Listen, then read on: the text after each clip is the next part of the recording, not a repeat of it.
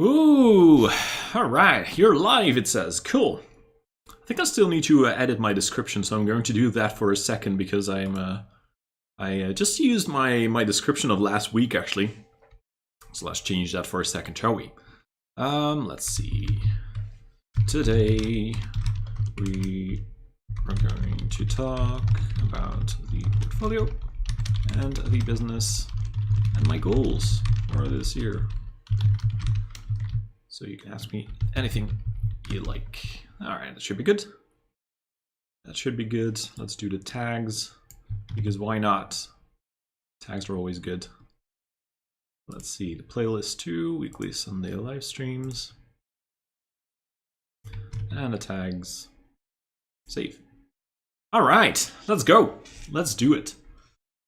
Who do we have on today? I'm a little bit later today than I am usually, and I'm probably going to change my, my schedule as well. Because I think Sundays are actually not the best days for me, to be very honest with you, anymore. So I might change that, or I'm very likely going to change that one. Just don't really know yet what day I'm going to use that for, so I really need to think about that. So I need to think about a day for a live stream. I'm just going to make it a little quick note for myself. Okay, so who do we have in today? Let me know, let me know.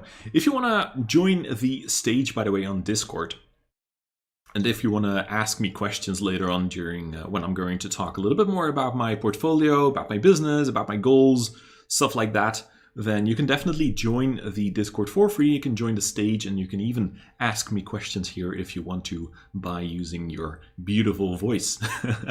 So let's see if anyone hops into that. I'm just going to click that away for now. If you want to join the Discord, by the way, I'm just going to put that over here. That's good.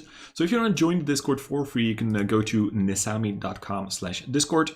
Now you can just leave your name, leave your email address, and you're going to get access to that Discord and also to the stage I've just been showing you. Also just to a few chats. We are talking quite a bit about SPACs, about stocks, about crypto. So yeah, I'll just quickly show you. These are the channels right now for the free members, so to say. There is also a Discord premium membership, but of course you can also join this for free to get access to all of these channels where we talk about stocks and SPACs and cryptos.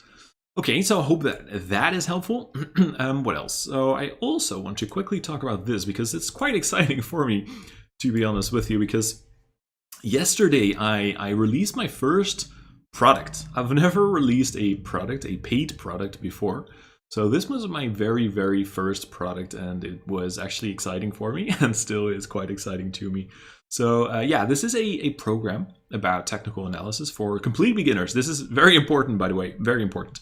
Because I did get one person coming back to me saying that, yeah, it's definitely for complete beginners. So again, a course about technical analysis for, yeah, just if you don't know anything about technical analysis just yet, if you already know quite a lot, or if you have already got a lot of experience trading, then this course might not be for you.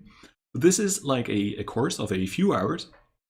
And in a few hours, I'm going to bring you from a complete beginner level to, knowing quite a bit more than like 95+% of the investors out there. I'm pretty sure about that. And it's basically based on my own experiences. I've just done a lot of research. I've watched a lot of videos on technical analysis, probably like hundreds of hours of technical analysis videos.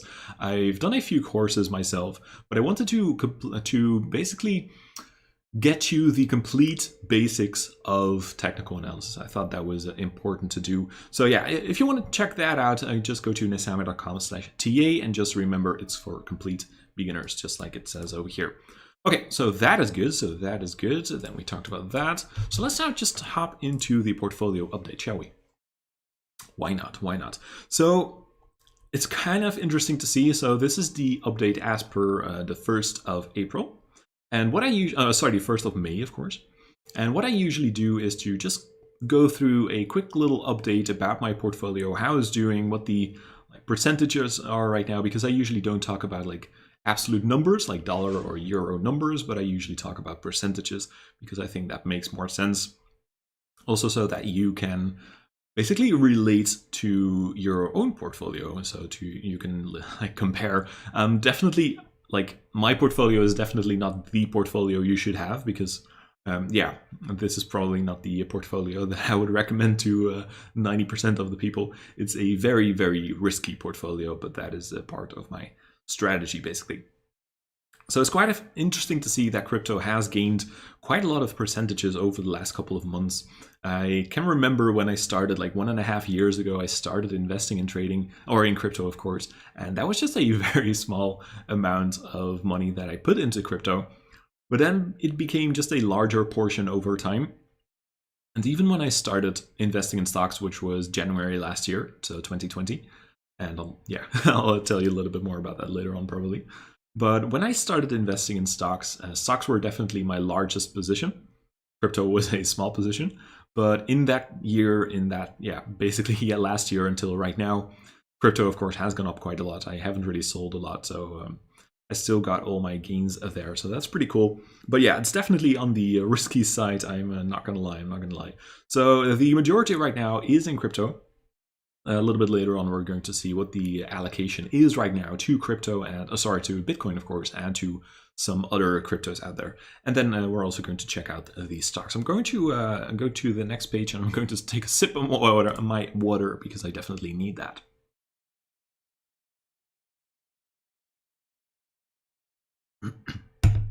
That was more than one sip. What's up, Cesar? How you doing? My middle name is Risky. Yo, Bottas didn't win, man. Max became... I don't even know where Bottas, Valtteri Bottas ended up, actually. But yeah, Max Verstappen in second. Ole. How you doing, man? How are you doing? I really hope you're going to... what do you call it? I hope you're going to enjoy the course, Cesar. I really do. I'm looking forward to your feedback, honestly. And I hope you were a complete beginner in the realm of technical analysis. But yeah, again, thank you for doing that. What's up, Yuho? Hi, man. How was your trip? Yeah, it was awesome. Very, very small trip. I will say I went to Amsterdam for a little bit more than 1 day. Can't be here too long. It's late already. Got to prepare for tomorrow's workday. Dropping in to say hi. That's awesome, Yuho. That's awesome. And enjoy the course too, man. Enjoy the course. But my trip was awesome, man. Yeah, it was pretty okay weather. A little bit cold. Probably the same in Finland, I imagine. But in general, it was very nice, honestly. Very nice. Okay, so let's get back to the portfolio. So about 84% of my stock portfolio is just in long-term hold. So this is a little bit boring.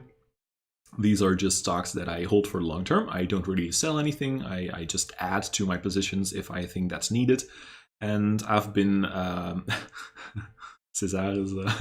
sure, I am. And I didn't watch Formula 1, but thanks for rubbing it in. No problem. No problem. You're awesome. Anyways, so 84% is in long-term holds, and I don't really do a lot with those positions. I just let them stay there, and during the dip, the last couple of weeks, last couple of months basically, I did add to my positions. I, of course, updated my Discord premium members for that. But yeah, the other percentages, so the 16%, that is in swing trades. And a little bit later on, I'm going to show you which swing trades I am in right now. And I'll probably also talk a little bit about how that strategy has shifted over time. So this is my portfolio with regards to the long-term holds. You can see that right now, TPGY, so yeah, that's the SPAC, which is merging with EVBox. It's the number one position. I talked about this stock quite a bit in the last couple of weeks, I would say, because yeah, I do have quite a lot of confidence in this company, and I think it's the cheaper version of ChargePoint, if you will, which right now is in position number 5. So yeah, an 8% position there. But TPGY definitely in a pretty cool stock in my personal opinion. Of course, I could be completely wrong, and this could go to basically 0. But yeah, I'm feeling good. And just a little side note, by the way, I do think that's very important. My long-term holds are basically companies, stocks that I hold for like 3 to 5 years or so. It depends a little bit. Some stocks I'm not going to hold for that long.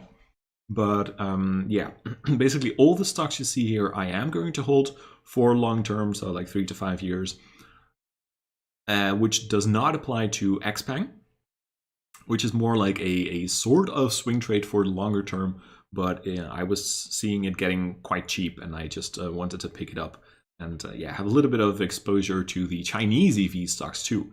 So I had a little like semi-swing trade, semi-long-term hold in XPeng. ALPP is a stock I'm selling out of. So I am focusing on drones which are doing package delivery drones. So I'm basically looking for package delivery drone companies. ALPP has 2 drone companies within their like holdings company, if you will. But these are not entirely focused on package delivery just yet. So I'm very likely just going to sell the rest of my position, and I've been doing so over the last couple of weeks. But yeah, I'm basically waiting for the NASDAQ uplisting, because they are going to uplist to the NASDAQ pretty soon. So that's pretty exciting to see. Okay, so then we also have View. I'm going to hold that for the long term. DocuSign, I'm already in the process of selling out of. So that's also why it's just a very small position, because of I've cut down on my stocks a little bit. And I also didn't think I needed DocuSign anymore, because I'm quite invested into crypto, into DeFi, into smart contracts.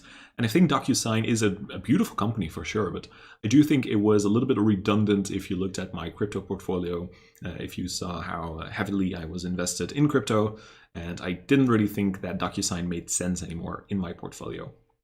So that's the reason basically why I'm getting rid of it. I sold a little bit more than half of my position a few days ago, last week. And basically based on a technical analysis, and also I'm just now waiting for a few like indicators basically to sell the rest of my position there. So that is my long-term hold position, and these are my swing trades right now. So it's mostly concentrated into 3 swing trades, which is a GNPK merging with Redwire, a very interesting space SPAC with free cash flow even, and a relatively low enterprise value if you compare this one to the other space SPACs out there. So if you haven't checked out GNPK, it definitely is worth your attention, I think. Of course, that's not financial advice, but yeah, check it out. I think it's interesting, honestly. So FRX, that is the SPAC that's going to merge with the Beachbody. And FRX is also going to merge, of course. It's a SPAC. I am interested in that. They already have a proven business model. They are still relatively, cheap, in my opinion. They're still very close to the net asset value. So I like that, and I am holding this at least until the merger happens, and maybe a little bit longer, but likely I'm going to sell out if the merger is going to complete. TSIA merging with Latch, also an interesting company, but definitely a riskier play, I would say. Latch right now is not a like fully fledged company, if you will. I do think it's an awesome company for sure, but I'm not sure if I'm going to hold this for longer term. So yeah, that is this just a swing trade basically, and I'm likely just going to hold this until the merger is going to happen. GIK, same thing. It already is. I think it's going to merge quite soon, honestly, but I'm not even sure if that is actually the case. But I'm holding this for now too. And I think it's worth more, and wouldn't mind holding this a little bit longer. Hyliion is still my biggest mistake of last year. It's almost like a whip that I use for myself to remind me of my bad, horrible mistakes of last year. It was very interesting because Hyliion was very hyped up at a certain moment in time. I can't remember exactly when, but at least like half a year ago. And the thing is that I at that time, I wasn't really focused on valuations of companies. So later on, I definitely changed that. I now focus quite a lot on valuation companies, or on the valuations of companies, as you might know, because I've been doing a lot of SPAC valuation videos. So I've definitely learned from that mistake, but I'm still holding it right now.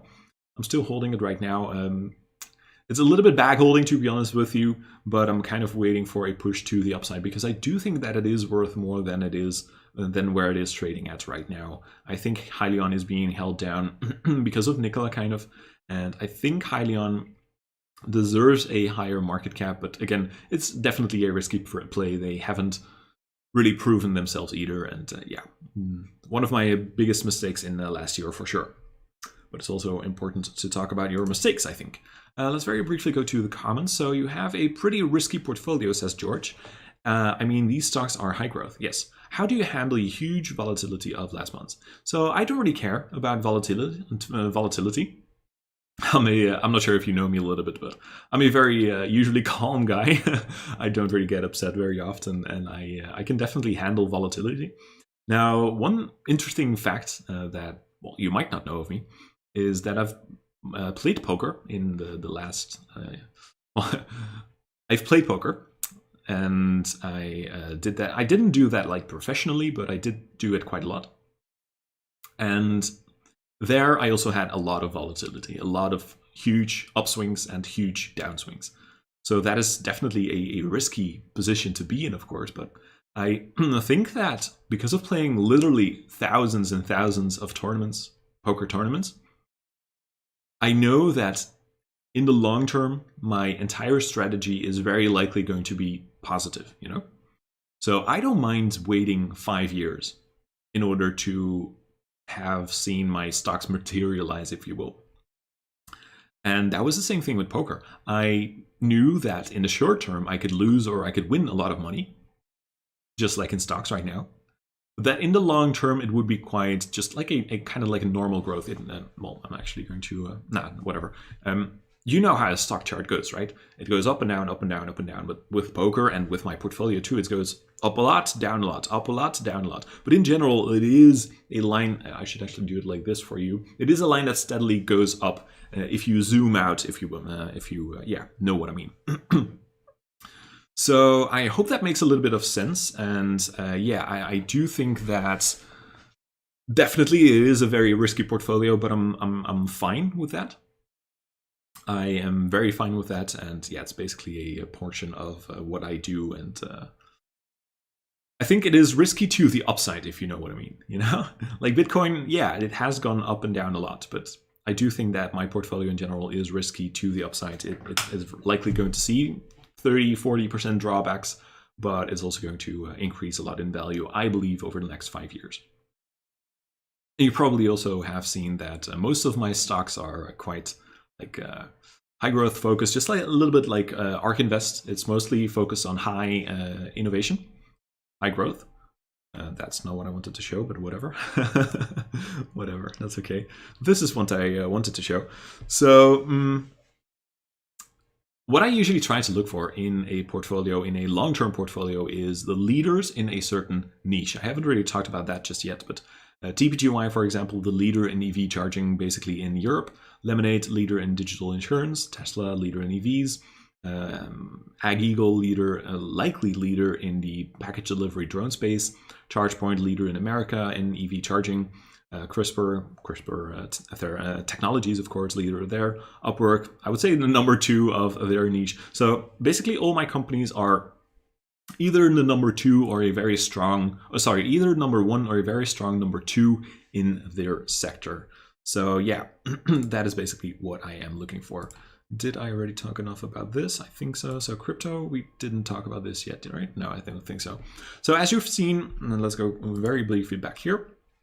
54% of my portfolio is in crypto, and 66% of that is in Bitcoin. Oh, I just saw a comment of César, by the way. I'm 100% convinced that eHang will be the leader in package delivery drones as well as air taxis.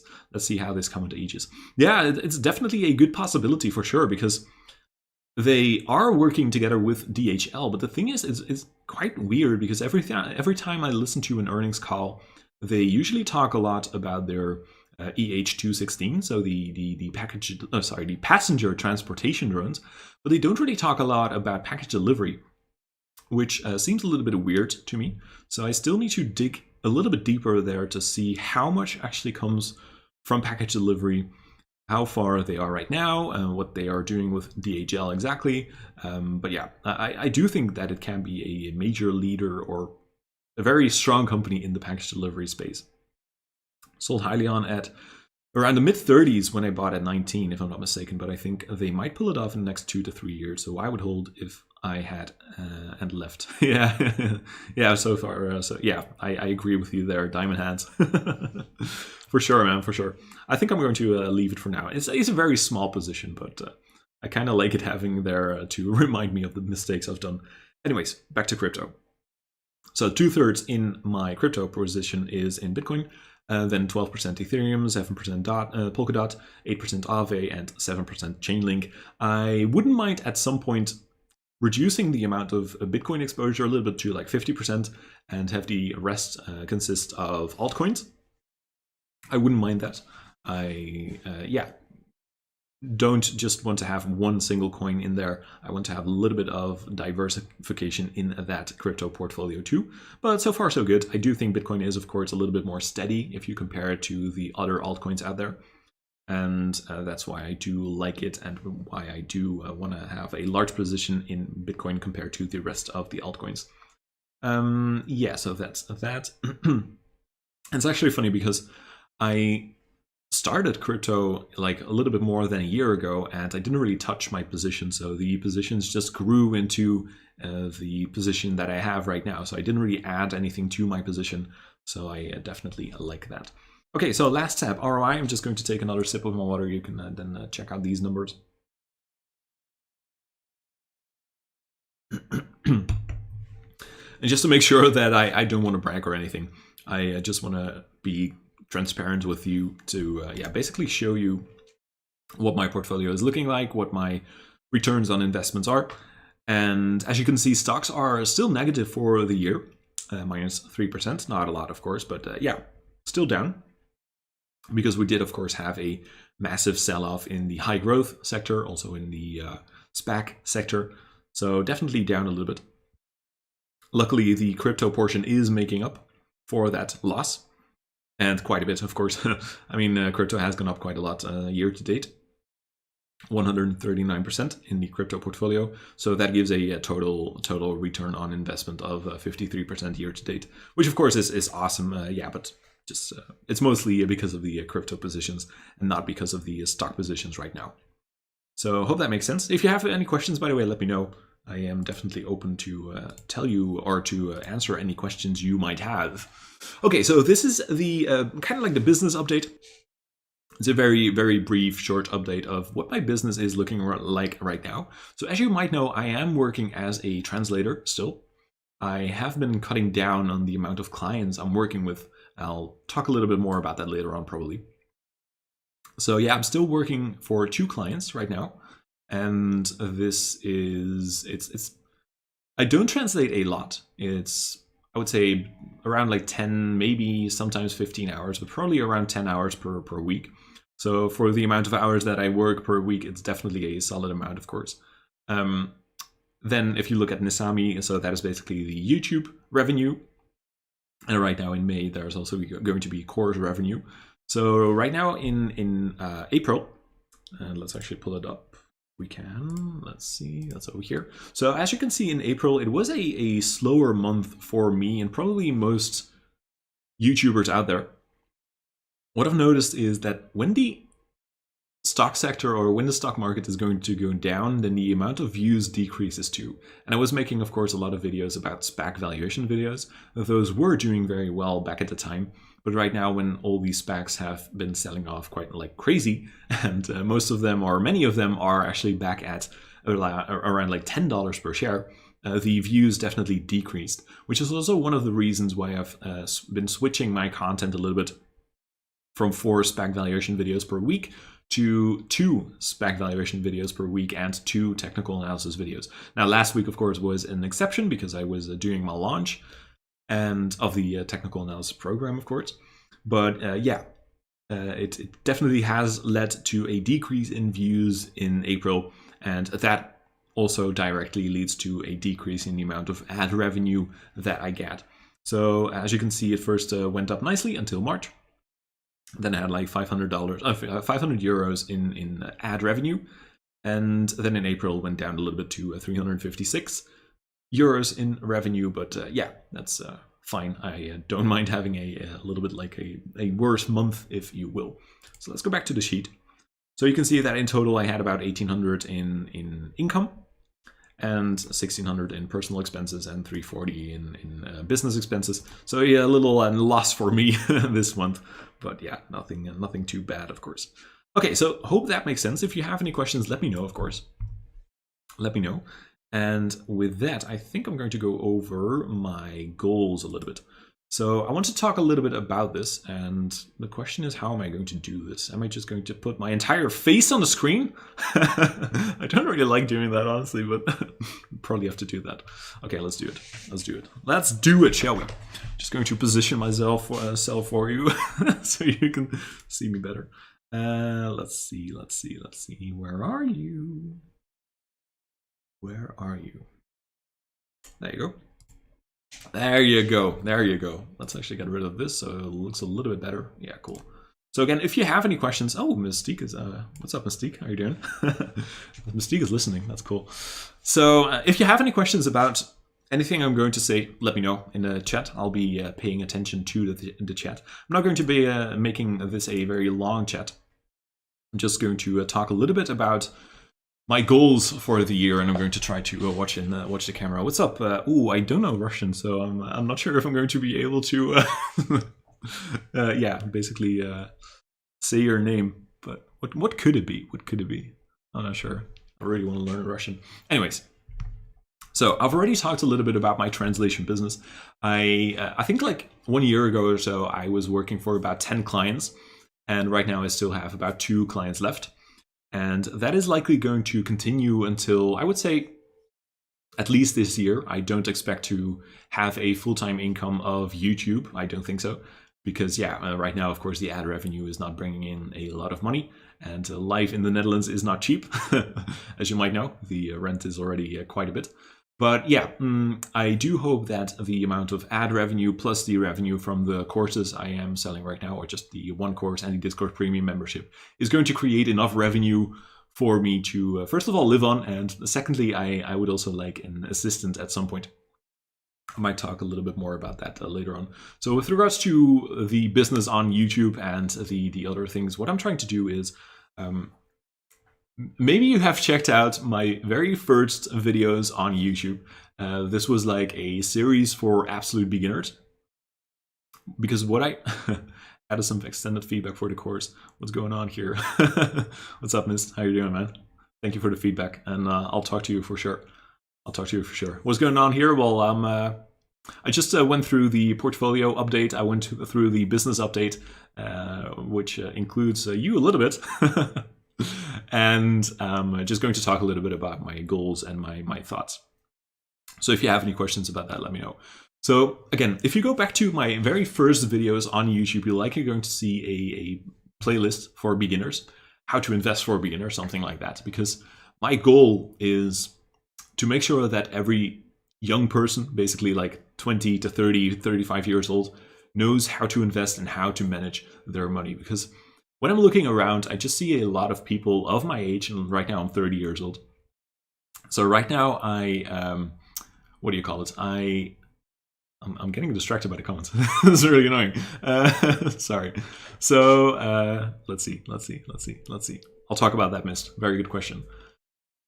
I was looking around and I saw a lot of people of my age, and I'm 30 years old, and no one was talking about investing. They were all saving their money, and inflation was basically eating away their hard-earned money, you know? And the problem is, especially here in the Netherlands, and I suppose in your country too, I'm not sure how it is in Russia, for example, but in high school, we just didn't really know, we just didn't really be taught and like learn how to invest, how to manage our money, right? I all had to do that on my own. I had to watch YouTube videos for that. I had to do courses. I had to listen to other people.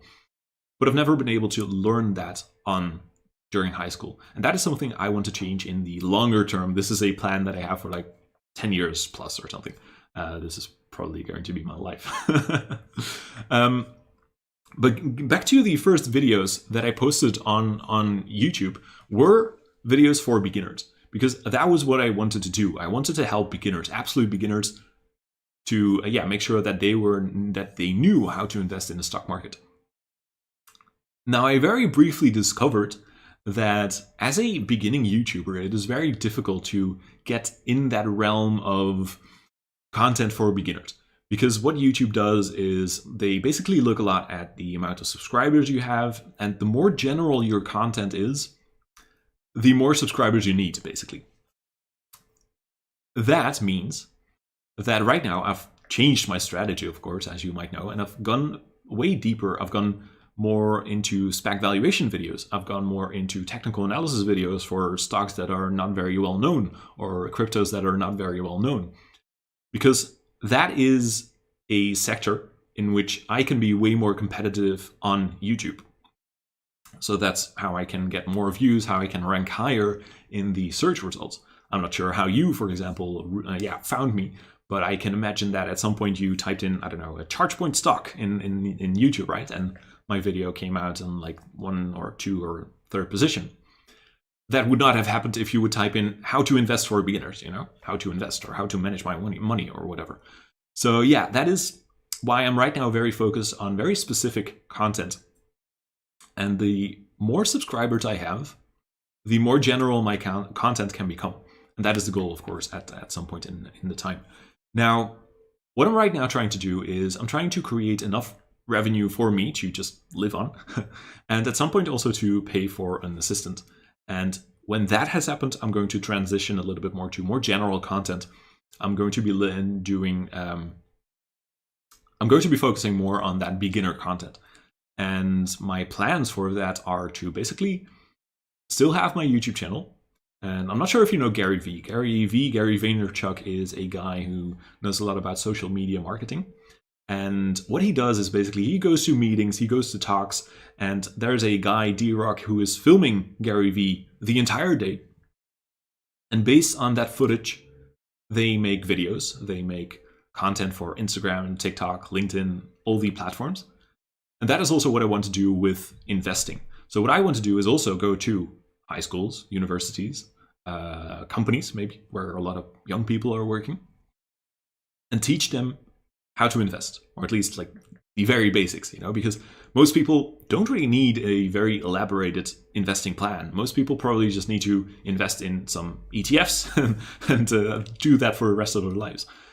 I think already with that strategy, you can get pretty good. You can do way better than just putting your money in the bank and earning nothing on that money, or even paying money for letting the bank hold your money, which is quite crazy, especially here in the Netherlands. I'm not sure how that is in your country, but here in the Netherlands, if you have a certain amount of money, you need to pay the bank for holding your money instead of that the bank is giving you money.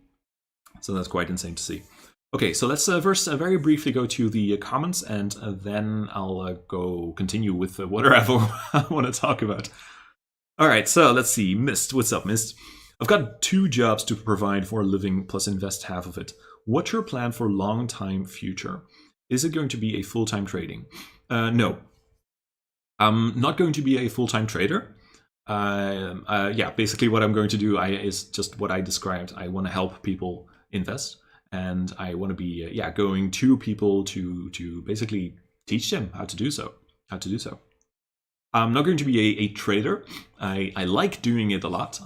As you can see, I have a small percentage of my portfolio is in swing trades, but it's just a 16% allocation or something. The rest is just long-term holds, which I just add to my position. I don't really trade it.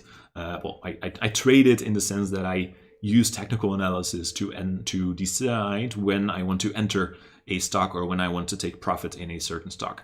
So I definitely do use technical analysis for that, but definitely no full-time trading for me.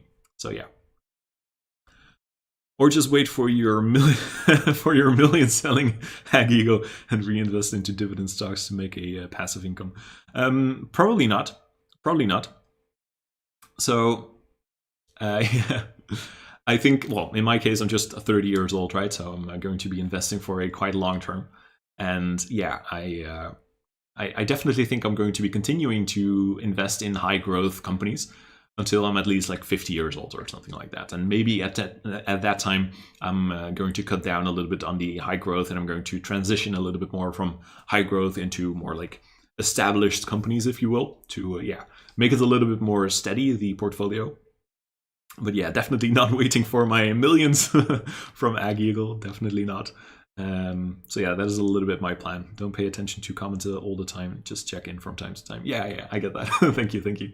Yeah, it's still a little bit difficult for me, I suppose, because usually when I do live streams, I have myself in a little box in this corner over here, in this corner over there. So I usually don't speak to you face to face. So that is definitely something new for me, which I definitely have to get used to. But yeah, what's up, Assingen? Just one question: a YouTuber, Uncle Bruce, he does live commentary from the stock market. Is that something you would consider to do? That's a good question, and let's actually very briefly pull up his channel, shall we? I don't know the channel, so let's very briefly go to this. Oh my god, did my camera freeze? No, I'm still here. I'm still here. Oh, the thumbnail is messed up again. That's quite annoying, actually. Uncle Bruce. I have never heard of that, so that's quite interesting, but yeah, exactly. So as you can see, this guy, Bruce, Stock Markets with Bruce, he has 102,000 subscribers. And that is definitely important, kind of. Let's go back to my face, even though you don't like it. So it is very important to have, if you are doing live commentary, live chats, just like we are doing right now, it is quite important almost to have quite a lot of subscribers, because if not, YouTube is not going to recommend your live stream to the audience. Right now, of course, there are just like 10 people watching this. If I would be talking about the stock market and doing like live commentary, maybe there would be like 30, 40, maybe even 50 people showing up. But I think my time is better spent just focusing on creating videos that thousands or at least hundreds of people can see, or potentially thousands of people can see, instead of doing live stock market videos. Because I'm not sure exactly how much added value I could provide in those live commentaries and those live streams. And yeah, again, I think that a person like Meet Kevin, right? If you don't know Meet Kevin, he is a very popular YouTuber. He also does a lot of like live commentary about the stock market. I think he does like live streams two times a day, which is quite insane. Very difficult to talk today. And he, of course, has 1.5 million subscribers. No, not that much. A little bit more than... Does he actually? I'm actually not sure, because he went up a lot, like super duper fast. Let's see. Meet Kevin. How much do you have, brother? Wow, yeah, 1.57 million. I think he just reached like 1 million a few months ago, if I'm not mistaken. But he has gone up. He has blown up quite a bit. And he also does these stock live streams about the stock market, and I think he does them twice a day actually. So if I do live commentary, if Uncle Bruce does live commentary, and if Meet Kevin does live commentary as well, most people are going to go to Meet Kevin and Bruce because they simply have the largest audience and potentially the more added value, maybe, right? So for me, that is probably not the best way to spend my time, but I can definitely understand it if you would be interested in it. But it is my reason for not doing it right now, you know? I could definitely try it, though. I also think that I'm going to change the time of this live stream, which I usually do on Sundays, to another day during the week, because right now my weekends are spent elsewhere. And I do kind of want to change the day of the live stream to potentially just say, maybe a random day in the week, or just I just need to check out my analytics to see when most people are online, and then probably just do it during the stock market hours, so we can actually have some talks about the live price action as it is going on. And Mist says, so I guess you're not the ones who prefer FIRE movement. No, I'm not actually. I do like to be financially independent. I do like the FI part of FIRE, but I don't want to retire early. I want to continue providing value to the people, and I don't even want to retire when I'm like 67 years old, or whenever the age is going to be when you're actually able to retire. But I want to help people, right? Sure, I also want to become financially independent, but yeah, it's not something that I want to achieve within a few years or a few decades. Or I don't mind just waiting for that quite a bit. And retiring early is definitely not something for me. I would miss providing value to people, which I hopefully am doing a little bit right now with my videos. We have the same kind of investing philosophy, but the major differences are that I don't use technical analysis, and I don't expect expect knowing technical analysis to change how I invest, but strengthen. Yeah, that's good. That's good. Yeah, I definitely think that's the case, because I ran a poll a few days ago about technical analysis, basically about what people are using when they are investing in the stock market. And one person kind of described it as a funnel, you know? So a what do you call it? A funnel, right? So where you put water in, if you want to put it in like a tank or whatever. So the funnel. So I don't think technical analysis should be on top of the funnel. I think technical analysis should be somewhere at the bottom of the funnel. First, you do your research about the company, about what it does, about who the team is, who the CEO is, what kind of products they have, like the fundamental analysis. You do some valuation analysis, you see how much revenue they bring in, what their costs are, what their market cap is, what their price is trading at. So you go down that funnel, and then when you've done all that, then you can use technical analysis to basically decide where you want to enter, more or less, when you want to take profit, maybe. So I think technical analysis can be very useful for that. And of course, if you're a day trader or a swing trader, then technical analysis is, I think, definitely a must-have. But yeah, if you're just a long-term investor like me and you are, then I think technical analysis is, like you say, more like a strengthener than a change of the entire investment strategy, you know? Hope that makes sense. Look forward to the course, and I need all the help I can get to hit my number in 7 years. To hit my number? What is your number, man? What is your number? Yeah, I'm very looking forward to helping you, definitely. Cesar, you're going to regret it once you dig into it a bit. It's like opening the second eye. Ooh. I regret not doing it earlier. Yeah. It's not replacing anything. It's about adding more info. Yeah, exactly. Yeah, that's basically what I mean with the... sorry, my nose is itching. That's basically what I mean with that funnel, right? It's definitely not about replacing anything. And yes, about adding more value, more... Yeah, basically what you guys say, right? Strengthen the investment strategy to add in more info to your decisions. I like that. Okay. So we've gone completely off topic, but that's fine. Let's talk a little bit about my maybe my course to get to profitability, to get enough revenue for myself and for an assistant, if you will. Because if I'm going to do these chats in the high schools, in the universities, I'm going to need an assistant. I'm going to need an assistant to record me, to put all of that stuff on YouTube, on the social media platforms. So right now what I'm doing is I've just created a very important step for me, which was the technical analysis program. Definitely need to change a few things there, of course, as a MISC knows. But I am right now working on YouTube, of course. That brings in a little bit of revenue. I try to expand that over time. I try to have more subscribers, more viewers, to increase my monthly revenue. Now I'm also using the course to get additional revenue. So the course is about technical analysis for absolute beginners. Very important part for absolute beginners. And yeah, that is one other way that I'm trying to increase my revenue with. So once I've reached, I don't really have a fixed target just yet. So yeah, I kind of need to think about that still. But once I've reached a certain goal, a monetary goal, basically, when I'm able to provide enough money for myself and for an assistant, then I'm going to transition to the more general content. So that is definitely exciting. So yeah, that is the course that I've done about technical analysis. I also actually have a course about investing for beginners, which I actually created like half a year ago when I started out. And that is a way more elaborate course, but it is focused on from complete beginners to, basically knowing way more about investing. It's like a 4 to 5 hour course for complete beginners. And I definitely think that could be valuable, but I'm waiting with that a little bit right now. First, I want to improve my technical analysis program. I want to, use all the feedback that I get, of course, and improve that content.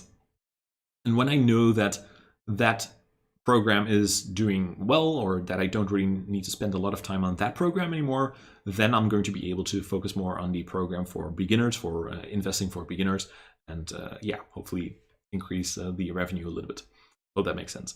What I also want to do, and what I noted in my Word document that I have in front of my eyes right now, is I want to start interviewing more people. And I do know that a lot of people, or a lot of interviews are usually not watched a lot, but I'm kind of changing my strategy a little bit.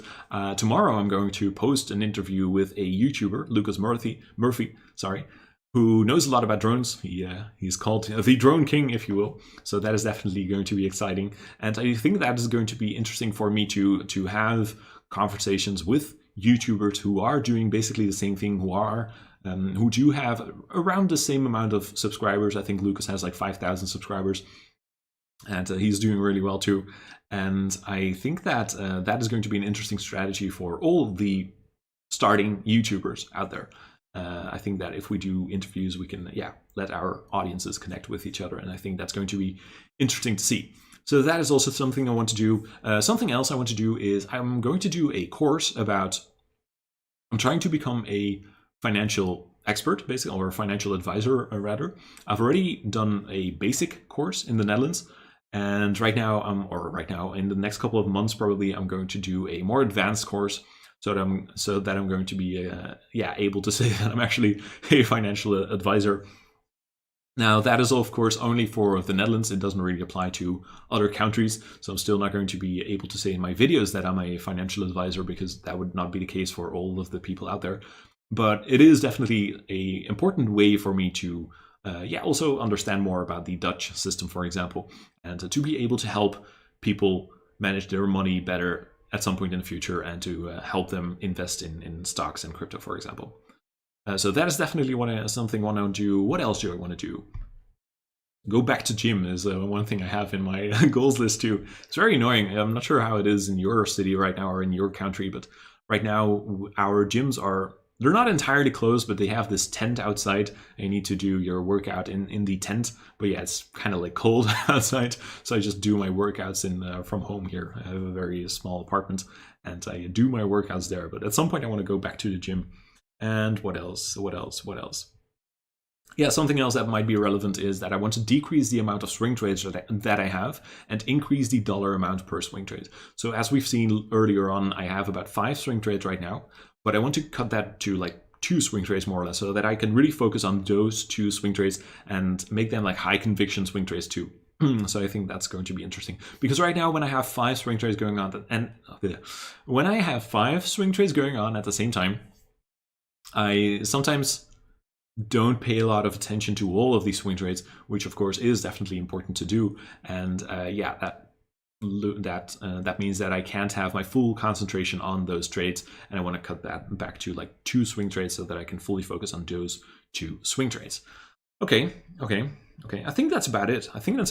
Let's see. Do you have any more questions? I'm going to take a sip of my water. I really can't talk today. I'm a little bit tired today, honestly, but yeah.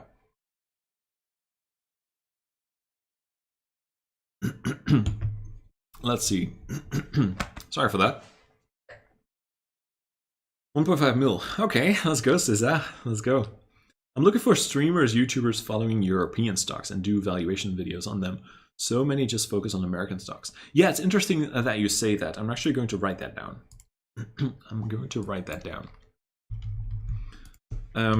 European stocks valuations. So, as you might know, I have done a few videos about European stocks, but it's definitely not my main focus. But it could be a very interesting niche for me to go after, because I do think, as you say, there are not a lot of YouTubers who are focusing on European stocks. The problem is, if you will, that I have a portfolio that consists of almost all American stocks. So I, of course, also want to increase the knowledge about my own stocks, about the companies that I own, the cryptos that I own. But I do think that it is very interesting to have a channel that is partially focused on European stocks.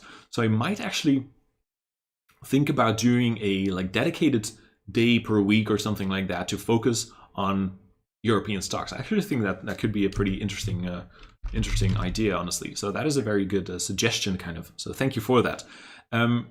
I might do just like 1 day per week and focus on one specific stock. What I also want to do, by the way, I haven't really talked about that, but when I do have that assistant I've been talking about earlier on, I also want to go to companies out here, which are just like public companies, to basically do interviews with those companies. And I'd also like to do interviews with CEOs of companies. I've actually been reaching out to CEOs of companies, but a lot of people just don't get back to you. It's really very interesting. Maybe they think I don't have enough subscribers just yet, or I'm not sure what's going on there, but I just don't get any response, which is really weird, honestly.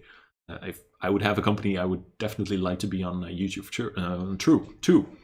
So I am going to be doing more interviews with like companies, CEOs of companies. I'm going to be visiting companies. That's definitely what I want to do. And I'm also going to record all that and put that on YouTube, put that on social media. So that is part of my strategy too.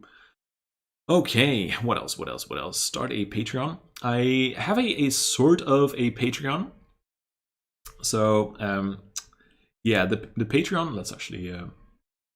it's not entirely a Patreon, I suppose, but it is a little bit similar. So what I do have is this recurring membership, the Discord Premium membership, as I call it. And what you get here is, actually, I can pull it up a little. Let's see, stage. Let's go here. So in my Discord Premium, what I do is I share updates, for example. Yeah, just basically every day I do a little journal update, and I share updates about cryptos, about stocks, about my business, about my life, or whatever. So that's what I provide there. I also provide all of my research. So all of these ticker symbols you see over here are ticker symbols that I've done research on, and I've posted that research in these channels. So I think that's probably the most valuable part of the Discord Premium membership. And then I also publish a weekly video about like technical analysis for some stocks. And yeah, then what do you call it? Then I post that, and that is definitely an added benefit too. So that is a premium Discord membership, which I do for $9.69. I thought that was a good price. I like the price. That is a recurring revenue, so a monthly subscription. You can actually start a free trial for 30 days. And by the way, you, of course, right now you have the course. You, of course, have the course. You right now got the program about technical analysis, and you got 1 month of a trial too. So you can enjoy that content for a month and check out if you like it or not. So that is basically my Patreon membership, if you will. But yeah, on the other hand, for some reason, it looks like people sometimes are more inclined to do a Patreon and basically almost not getting anything in return than just going to my website, for example, and getting the membership there. So that is interesting. And maybe I should connect Patreon with this whole membership, and yeah, maybe that makes people feel safer or something. I'm not sure. I'll think about it. What do you think? Should I connect Patreon with the Discord membership that I provide here? Good idea. Dave Lee does the most awesome interviews, and so does Kevin. Yeah, I watch all of the interviews of Dave Lee. I think Dave Lee is probably, let's actually go back to my face, because yeah, you of course wanted to watch my face. I think Dave Lee does very, very good interviews, and I think he's probably the most like intelligent YouTuber that I've come across so far. I think he provides very valuable content. And I don't think I'm close at all to Dave Lee, but at some point I definitely hope to be that close to Dave Lee and to be able to do interviews like he does and to go so deep in certain topics. So that is definitely a skill that I want to master at some point. And yeah, Meet Kevin does awesome interviews too. I watch most of them too, especially if there are companies that I am personally interested in. I don't watch them all, but definitely some awesome interviews too. And of course, again, keep in mind that companies, CEOs of companies are more inclined to do interviews with people who have 1.5 million subscribers or even like 150,000 subscribers in the case of Dave Lee. And if they see a channel of like 7,500 subscribers, they're like, yeah, a little bit small. We need more eyes. Anyways, collabs are cool, says Mystique. Don't you think that picking promising and interesting hype stocks and delivering DD and deep dives on those could alone boost your YouTube channel to the moon heights? YouTubers like Dead Inside did exactly that last year. Let me reread that.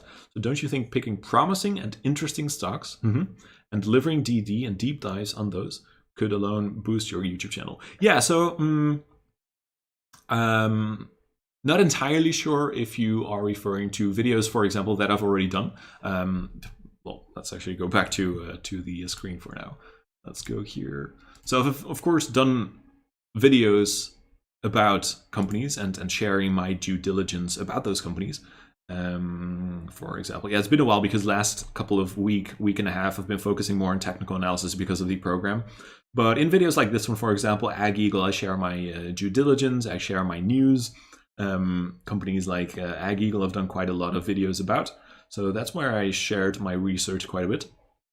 Now, one thing, again, to keep in mind is that the more general the stock is, the more difficult for me it is to get views. So if I would do a video on Tesla, it would be very difficult for me to get any views because there's just so much competition on YouTube for me to rank high in the search results. But if people look for, oh, let's actually try it, right?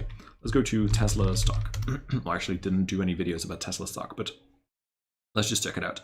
So if you go to Tesla stock, you can see that the first videos are from people who have 35,000 subscribers, 33,000, 163,000, 163,000, 82,000, 16,000, 970,000. So all of these channels are way bigger than my channel is. So if I would create a video about Tesla, it probably wouldn't do well because it wouldn't be high in the search results. But if you go to UAVS stock, for example, then you're going to see my face because I'm kind of like the, well, probably the leading YouTube channel. I'm not even sure if that's the case because Lucas Murphy does an awesome job too. But yeah, I do think I'm one of the bigger YouTubers in the Ag Eagle space, if you will. So it is easier for me to create videos about companies, stocks like this than more general companies. So that is a little side note. So here I do try to deliver my due diligence and my deep dives, of course. But yeah, let me know if there's something, what do you call it? If there's something else that you mean, if you mean like even deeper dives or more analysis, let me know. It's also about timing and consistency. I mean, yeah, you've done that, but maybe you just need to get lucky a few times. Then the crowds might come. Yeah, maybe. Honestly, personally, I don't really believe a lot in luck. I believe in hard work and dedication and consistency, which you mentioned too. Because last year I was just making 3 videos per week. And right now I've scaled that up to, well, depends, but usually 7 if I have a normal week. This week it's a little bit different. I have 5. But usually I just have 1 regular video per day. And I just try to be as consistent as possible. So that is definitely something I try to do. Maybe you just need to get lucky a few times. Yeah, I'm not sure. maybe. I think I can create basically my own luck too. And for me, just right now, it is a grind, but it is an interesting grind. I love the process too, because I don't expect that I'm going to achieve hundreds of thousands of subscribers within a few months. I started out, I think, in September or October last year, of course, and I'm already very happy with how far I have come, because if you look at the amount of YouTubers there are, I think I'm not sure if we can find that vidIQ. I'm not sure if it was on here, but vidIQ is a YouTube channel about, well, for YouTubers basically. And they ran a poll about like how many subscribers you have, you know? Not sure if I'm going to be able to find it because they post quite a lot. Let's see if we can quickly find it or not, and else I'll just try to paraphrase what I saw there. How many likes? No.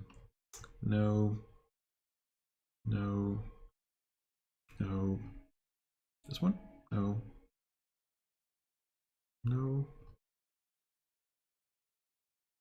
I thought it was somewhere here, but I'm probably mistaken. Oh, was that one? Saw something. Well, this is a little bit similar, maybe. A little bit similar to what I wanted to say. So I think the large majority of the YouTube channels out there, probably like 90 to 95% or even more, are just very, very small channels of like a couple of hundred subscribers, maybe 1,000.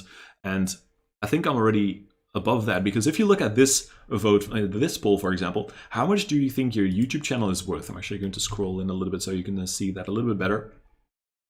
So vidIQ was asking 35,000 people, because there were 35,000 votes, how much they thought that their YouTube channel is worth. And most people, 74%, said $1,000 or less.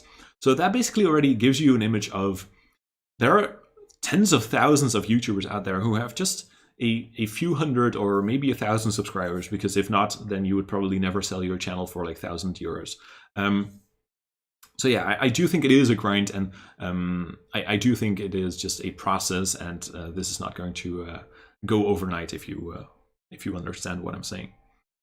YouTube, Twitter, Twitch are just a new type of digital property. It's just the same as investing. You're going to do the right. Yeah, for sure, man. But it's a fun process. Exactly, man. Exactly. That is exactly what I think too. You know, I love the process. I love just grinding. I do work quite a bit. I can't remember when the last time was that I took a day off, because I don't really do that. Even the weekends, I kind of work.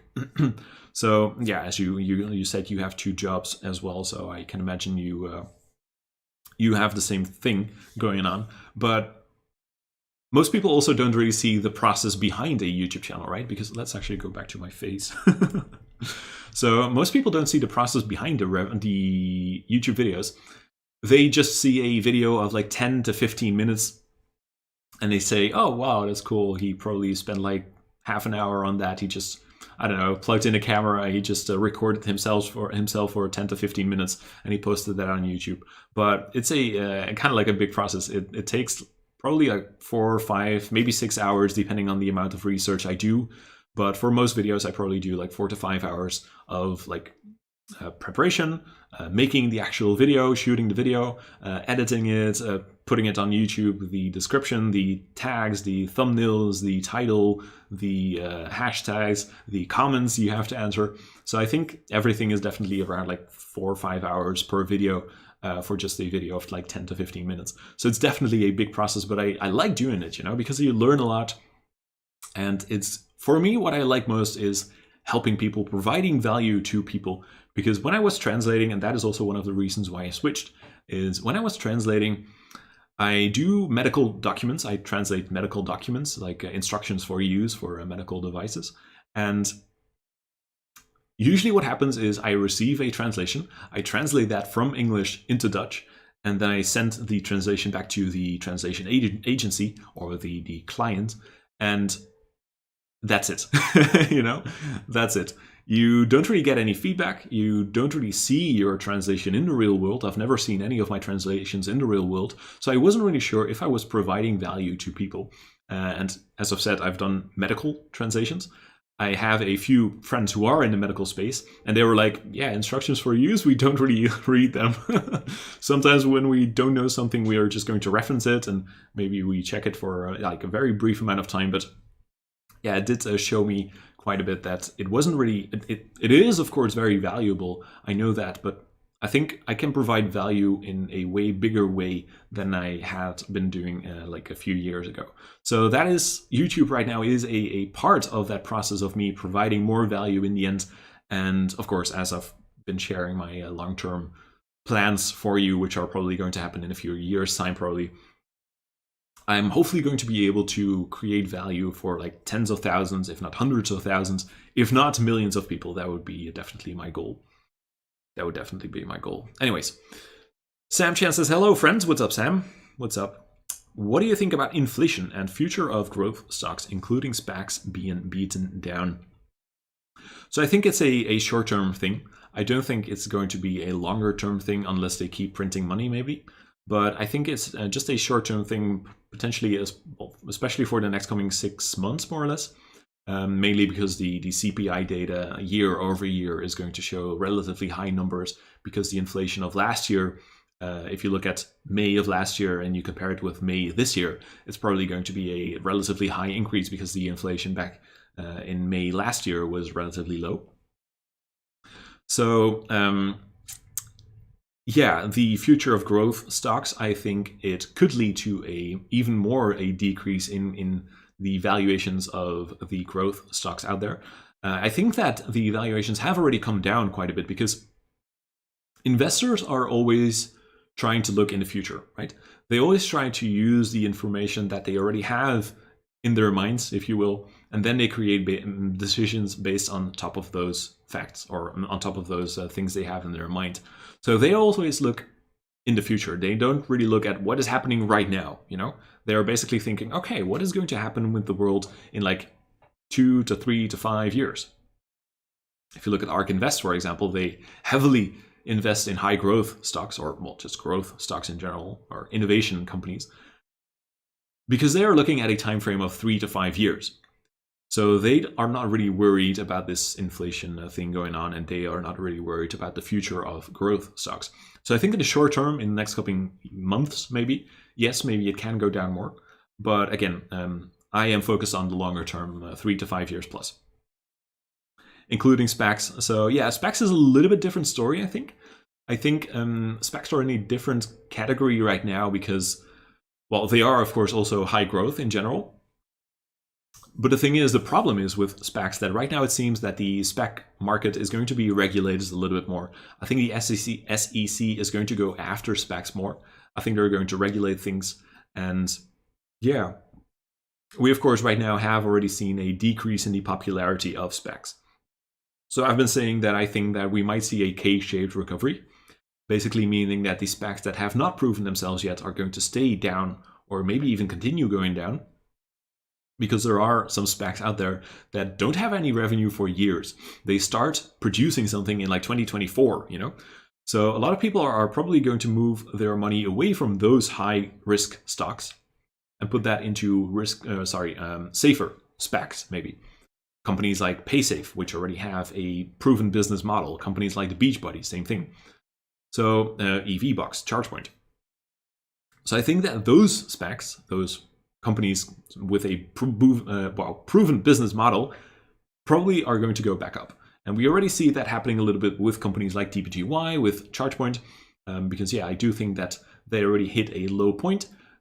People noticed that the valuation was getting interesting, especially if you look at the growth of the company and the future growth of the company. So I think that, yeah, those SPACs are probably going to go back up and the other SPACs likely are going to stay flat or even go down. So those are a little bit my thoughts about that entire situation, Sam. I hope that makes sense. Lots of SPACs are bubbles. Part of them are future giants. Yeah, that's kind of the K-shaped recovery. Some of these companies have shown last year that they are winners, beaten down now. They're going to rise again and dominate. Yeah, exactly. Yeah. DraftKings as an example. About the inflation cost of lumber. Oh my god.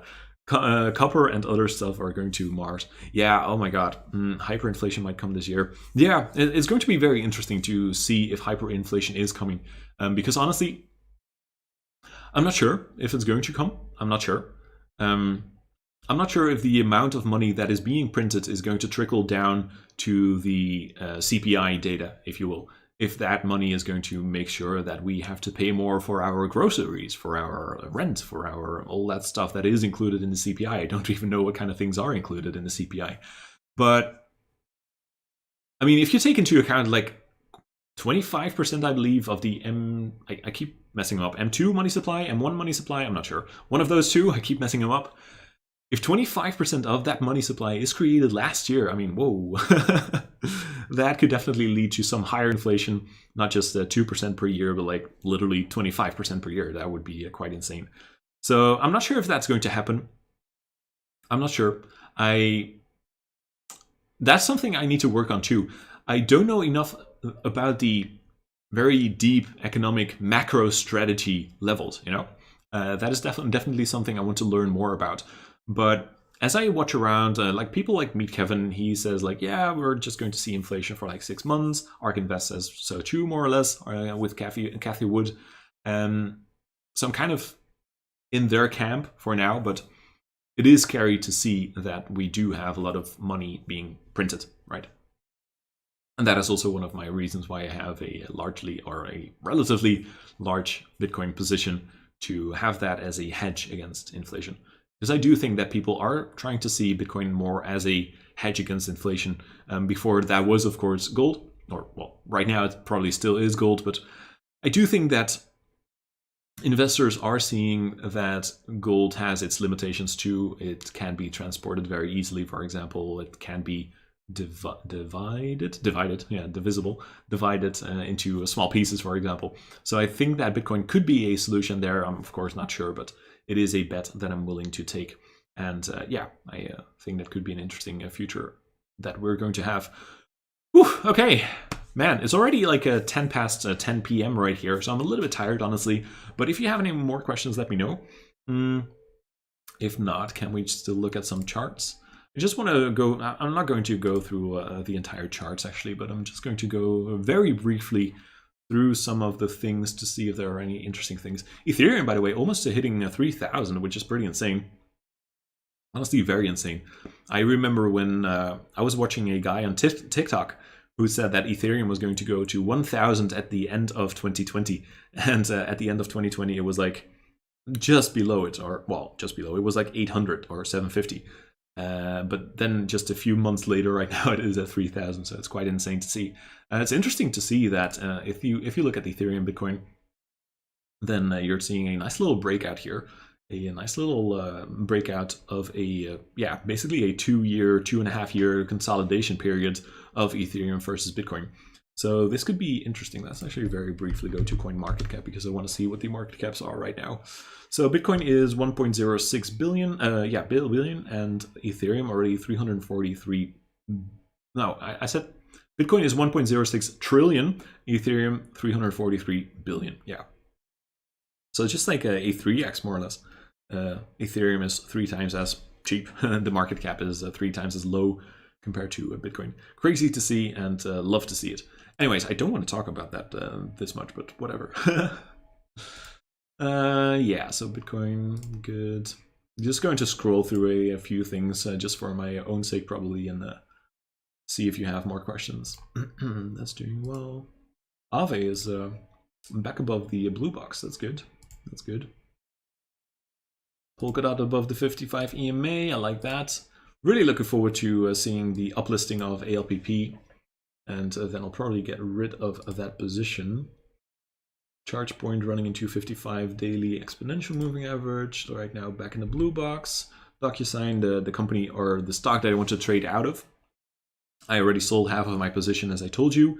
And right now I'm waiting to see if it's going to close a daily candlestick below the 55 and this support level of $218.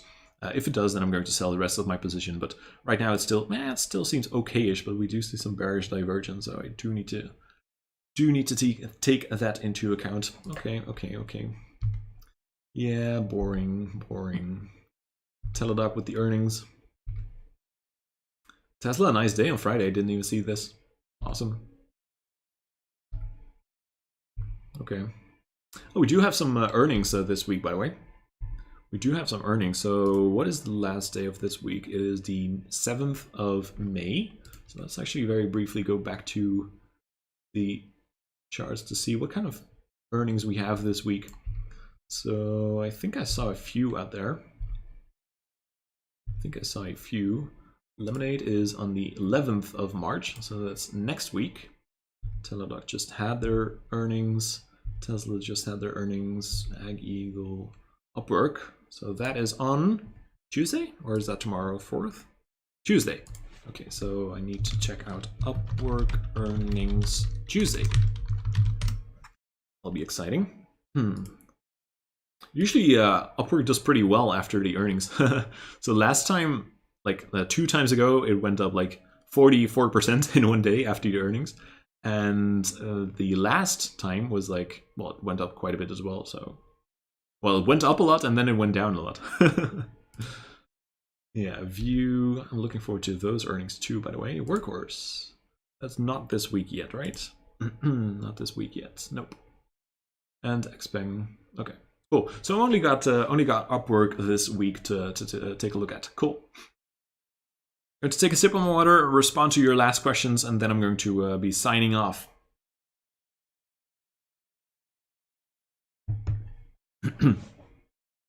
Stick with it. UAVS is going to boom, and your videos will help you find more people like us. I will stick with UAVS. Tomorrow I'm going to release a interview, of course, that I've done with Lucas Murphy, as I've told you about. He's like the drone king, and we talked a little bit, or quite a bit, about Ag Eagle. And yeah, it's definitely a company that I'm going to hold for the long term. I think that currently, if you look at the market cap, it is like $350 million. So I definitely think whoever the major e-commerce client is, I do think this company has way more growth ahead of them in the next coming years. And again, of course, I'm not talking about the next coming weeks or months, but I'm definitely willing to wait 5 years for this company to show what they got. Luca Design, when is it going to happen? Everyone wants to know that. What do you think about pins? Looks like a head and shoulders pattern, but strong support line and great earnings. Okay, let's check it out. Let's check it out. Oh yeah. Oh, I actually had already my lines in. I'm not sure if we talked about this in an earlier live stream, but I already had been looking at this chart apparently. So yeah, definitely, as you say, strong support of $65 more or less. I do think that can definitely provide a nice little bounce in the short term, or like in the next coming weeks. You said strong earnings, right? Or great earnings. So it did go down on earnings, and we had quite, oh, that's interesting. I'm wondering why it went down because of the earnings right now. So because they beat their earnings, they had a pretty good positive surprise on earnings, but they probably said something during the earnings call which investors didn't like, and we had quite a lot of volume going on with the sell at the day afterwards, with yeah, the highest volume since basically November 2020. So that's interesting to see. So I'm not entirely sure what created this massive move of 15% down in one day. But yeah, strong support, that's for sure. Inverted head and shoulders. What time frame are you looking at, by the way? What time frame are you looking at? I'm not sure if you said that. No, I don't think so. Yeah, let's just take a look at the daily or the indicators. So RTI is still going down. I would be waiting for this to probably see a reversal going on. And I would be waiting for a reversal on the RSI. I would be waiting for a reversal on the just the actual stock chart. MACD is still pointing downwards, so I don't really love that just yet. So yeah, so far I wouldn't be hopping into a trade, for example, just yet in Pinterest, but it can definitely be an interesting target for a swing trade, especially if you see that reversal going. And it's a very, like, I'm not going to say easy trade, but if it does reverse, then the trade is relatively straightforward. You just target a move back to the previous all-time highs of the upper side of this range of like $86. Which is a 26% gain more or less, and you can put your stop loss a little bit below this support level, or a, like, I don't know, 8% loss or whatever. Anyways, last 3 peaks. Yeah, okay. Yeah, could be. But are you looking at, wait, actually I'm wondering if you're looking at it like that, because usually, like, did you say in head and shoulders or invert? Yeah, so you're probably looking at this. Where's my brush? Where's my brush? I do have a brush. So you're probably looking at this head, sorry, this shoulder, this head, this shoulder? Because I mean, head and shoulder patterns are usually more like this. This looks very weird, but yeah. But I can definitely understand what you mean. But yeah, head and shoulder patterns are basically patterns of reversals, which would be a little bit annoying, of course, in this case. But yeah, I think that if I would start a trade, I'd probably wait for a few signals, probably wait for RSI going back up, MACD going back up, a reversal on the candlesticks, and also the probably a candlestick above the 8 daily exponential moving average. Because right now it can definitely still go down a little bit more to see some price action going a little bit more to the downside. If it does go to the downside, I think I would be looking at, oh wait, I need to get rid of my brush. I need to go back here. I'll probably be looking at more or less this level, maybe a little bit higher, maybe this level, of like 58 to 56 to $58. I do think that is an important next support level. If we do break down here with a lot of volume, then I can definitely see this going down a little bit more. So let's put in a nice little box over here. That could be a nice little next level of support. If it does go there, actually, it could be a very interesting trade for sure. Anyways, people consider the last bump as a right shoulder. Okay, yeah. Could make sense. So in general, actually, it's funny because I usually don't do a lot of pattern trading because my problem with patterns is that they are quite subjective, if you will. Some people see the pattern, some people don't really see the pattern. It's not like the RSI, for example, that you can see that it is low, that it is still trading below the EMA, that it is right now at like 38 more or less, and that it could have some potential more downside to go, or that you can see that the MACD is trading below the signal line, that the histogram is still increasing in volume. So yeah, patterns are a little bit more subjective, and I try to look more at the most objective indicators. So that's probably also why you didn't see that in the course, for example, because I really wanted to focus on the most objective indicators that beginners would feel easy to understand, kind of. Hope that makes sense. Falling asleep almost. All right, quickly, let's go. Okay, waiting for the catalyst, ARK Invest. Yeah, I'm not sure if ARK Invest is going to invest in it right now, but if they are targeting, or if they are working with Amazon, I could see ARK Invest investing more in drone delivery companies. Amazon already said they are not involved, and they did say that they are not working together with AgEagle. There's a very interesting document that I'm not sure if I'm going to be able to find that very quickly. Yeah, probably not. It's like a Google spreadsheet. Whatever. So there is a very interesting document of like 25 pages, which we talk about tomorrow in tomorrow's interview. So what did I want to say? Yeah, okay, so that there was like 25 pages of like evidence, if you will, that they actually are working together with Amazon, but Amazon said something like, yeah, we don't work with AgEagle, we never have, we are working with 2 other companies, right? So yeah. I'm still not betting on the fact, or I'm still not betting on that Amazon would be the partner. I don't really mind who's a partner.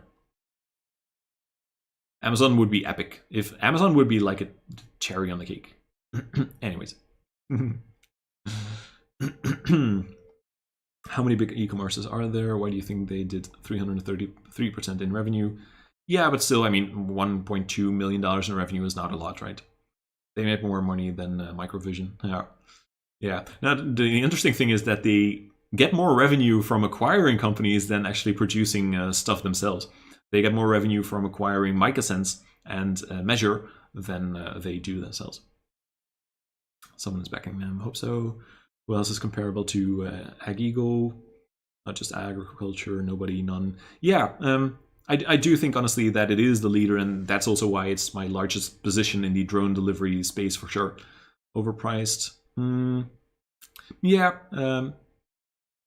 depends. I don't think it's overpriced if you look at the what they're likely going to achieve in like the next 5 years or so. Because yeah, there was like a $350 million market cap, and this year they're probably going to do probably 10 to maybe $15 million in revenue because of the acquisitions of MicaSense and Measure. So, but right, based on the revenue that they have, like 1.3 million, then definitely it is overpriced. Look at Twitter. What, valuation or something else? Oh wow, I didn't even see this, by the way. What? Oh shit! Wow, 15% down. It's a big hit for Twitter. Interesting. Trying to look to see if there are any major levels. Is right now basically stopped out at this support level. That's interesting. Yeah, I'll keep my eye on this. It's actually interesting. Thanks. Okay, if I have to invest somewhere to hedge against inflation, where would I invest? Gold, silver, Bitcoin? So, first of all, I think, do you want to hedge against it in the short term or in the long term? In the short term, I don't know, because a lot of things can happen with, well, actually, In the short term, I think I would be leaning towards gold, or just keeping your money in cash, maybe even. No, probably not. That's not a good idea. But yeah, gold could be an option. Silver could be an option. Bitcoin in the short term, I probably wouldn't recommend it. And of course, nothing I say is financial advice, but Bitcoin in the short term is very volatile.